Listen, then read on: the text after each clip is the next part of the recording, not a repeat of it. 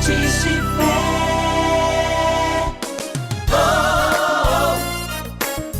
Pastor Oídes José do Carmo. Olá, meus amados, aqui estamos na graça e na paz do Senhor. Quero hoje ler um texto sagrado na carta que Paulo escreveu a Tito, no capítulo 2, os versículos 11 a 14. Porque a graça de Deus se há manifestado, trazendo salvação a todos os homens, ensinando-nos que, renunciando à impiedade e às concupiscências mundanas, vivamos nesse presente século sóbria, justa e piamente, aguardando a bem-aventurada esperança e o aparecimento da glória do grande Deus e nosso Senhor Jesus Cristo, o qual se deu a si mesmo por nós, para nos remir de toda iniquidade e purificar para si um povo seu, especial, zeloso de boas obras. Muito bem, meus amados irmãos e amigos, tomo esta porção da Escritura Sagrada para falar um pouco mais sobre o plano salvador de Deus para a humanidade, sobre a origem da nossa grande libertação espiritual, da nossa salvação. Nós temos aqui, nesse texto, que a graça de Deus é a condição inicial para introduzir o homem numa vida de piedade diante do Senhor. Todos nós sabemos, e a Bíblia afirma e reafirma esta verdade, que Deus amou o mundo de tal maneira que deu o seu Filho unigênito para que todo aquele que nele crê não pereça, mas tenha a vida eterna. Então, Deus se esforçou para vir ao encontro do homem neste mundo, trazendo a esse homem uma oportunidade de salvação e de libertação espiritual. Nós entendemos pelo texto sagrado, quando o escritor diz aqui, porque a graça de Deus se manifestou, trazendo salvação a todos os homens. Então concluímos que a origem da nossa salvação, da nossa libertação espiritual, está exatamente na graça de Deus. É fruto do amor de Deus, da misericórdia do Senhor, porque graça é favor de Deus direcionado ao coração dos homens. Não por méritos nossos, não por obras, não por qualquer outra situação que a humanidade estivesse vivendo no passado ou vivendo no presente. A salvação é um presente de Deus. Pela graça sois salvos, por meio da fé. Não vem de vós, é dom de Deus. A origem de toda sorte de bênção espiritual, ela encontra-se exatamente no bondoso coração de Jeová, no bondoso coração de Deus, que amou o homem, que amou a mulher e providenciou um plano redentor. A graça de Deus se manifestou, trazendo salvação a todos os homens. Entendemos então que o primeiro resultado desse esforço de Deus foi trazer salvação para o homem, oportunidade de libertação, mostrar a ele o caminho, a verdade e a vida. Mas o texto continua dizendo, também a graça nos ensina que nós devemos viver uma vida sóbria. O que é uma vida sóbria? É uma vida onde o homem não perde a sua lucidez, o seu entendimento. Ele está de posse de suas faculdades mentais e emocionais. Quando o homem entende que ele tem que viver uma vida sóbria, isto é, equilibrada, não em desatino, não uma vida sem perspectiva, sem entendimento. A graça de Deus ensina-nos isto, que temos que viver uma vida aqui neste mundo sóbria. O homem não pode perder o seu juízo, a noção do que é certo, do que é errado. Infelizmente, você há de concordar comigo que a grande parte hoje de toda a humanidade vive uma vida não de sobriedade. O homem não tem mais o entendimento do que é certo, do que é errado, do que pode e não pode, do que é pecado e o que não é pecado. Não há limites hoje mais para a humanidade. As pessoas não respeitam mais autoridade constituída por Deus.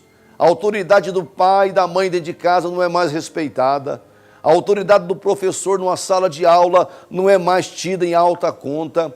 A autoridade de governantes desse mundo, ela hoje não tem mais valor, porque o homem perdeu a sobriedade.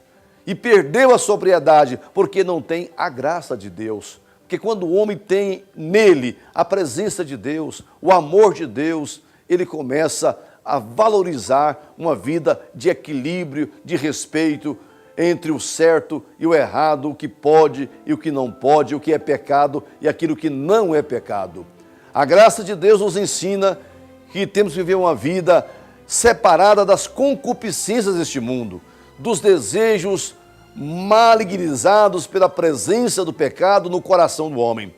Porque o homem pecou, distanciou-se de Deus e adquiriu uma natureza contrária aos princípios de Deus, à vontade do Senhor.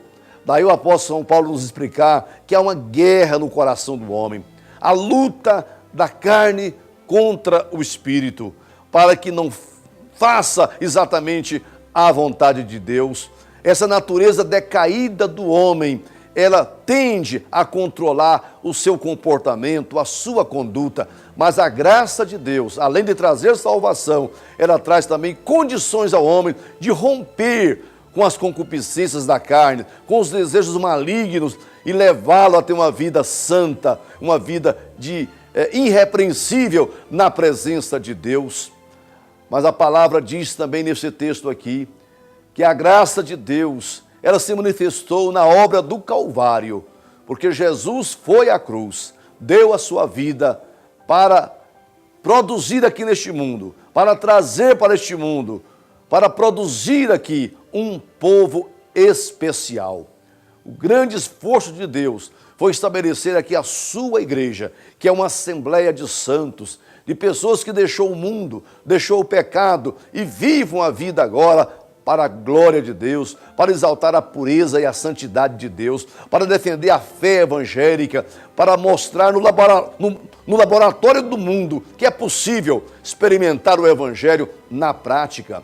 Porque o evangelho não pode ser só teoria, evangelho é filosofia de vida, ela tem que nortear a nossa conduta, o nosso testemunho, o nosso comportamento.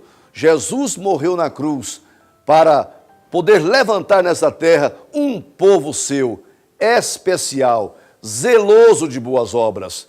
E o Senhor está conseguindo isto. Graças a Deus, Ele pode encontrar em mim e em você este povo especial, zeloso de boas obras, que vive aqui uma vida santa no mundo totalmente contaminado e divorciado da verdade, da fé evangélica. Mas o Senhor provou que Ele tem um instrumento que pode levar o homem a viver aqui uma vida que o glorifique. É exatamente o seu amor, é exatamente a sua graça. Porque a graça nos ajuda a viver uma vida que glorifica a Deus. Mas também a graça de Deus nos ajuda a viver uma vida aqui de superação. Superar as dores, as dificuldades, os momentos difíceis que nos aparecem repentinamente, quando nós menos esperamos, estamos aí numa situação de dificuldades, no emaranhado de problemas, mas aí surge a graça poderosa de Deus para nos ajudar. Foi exatamente isso que Paulo experimentou na sua própria carne, quando ele afirma que, para ele não se exaltar pelas excelências das revelações, foi-lhe dado um espinho na carne, a saber, um mensageiro de Satanás para esbofeteá-lo. Paulo usou o grande instrumento que todo crente salvo usa, que foi a oração. Diante da dor, do sofrimento, ele começou a buscar a Deus para se ver livre daquela situação. E qual foi a resposta que veio para ele? Não foi exatamente o fim da dor, não foi exatamente o estipar daquele espinho, mas o Senhor disse: Paulo, a minha graça te basta, porque o meu poder se aperfeiçoa na fraqueza. Que coisa linda e especial, então, esse texto que diz que a graça de Deus se manifestou. Vivemos hoje um tempo do amor de Deus, da graça de Deus. Quando o Senhor recebe pecadores, come e bebe com eles. Essa graça supre a necessidade que o homem tem de perdão, de redenção, de salvação. Mas também essa graça, ela se apresenta como um instrumento poderoso para a superação no dia a dia da nossa caminhada. Que Deus te abençoe e que você possa aproveitar esse momento lindo, especial, entre Deus e a sua igreja, entre Deus e a humanidade, quando Deus abriu o coração e resolveu te amar. O amor de Deus hoje flui em sua direção. Que você possa se levantar da sua posição, receber essa graça, esse amor, esse perdão, essa salvação e começar a viver uma vida de plena vitória espiritual. Que Deus te abençoe, em nome de Jesus.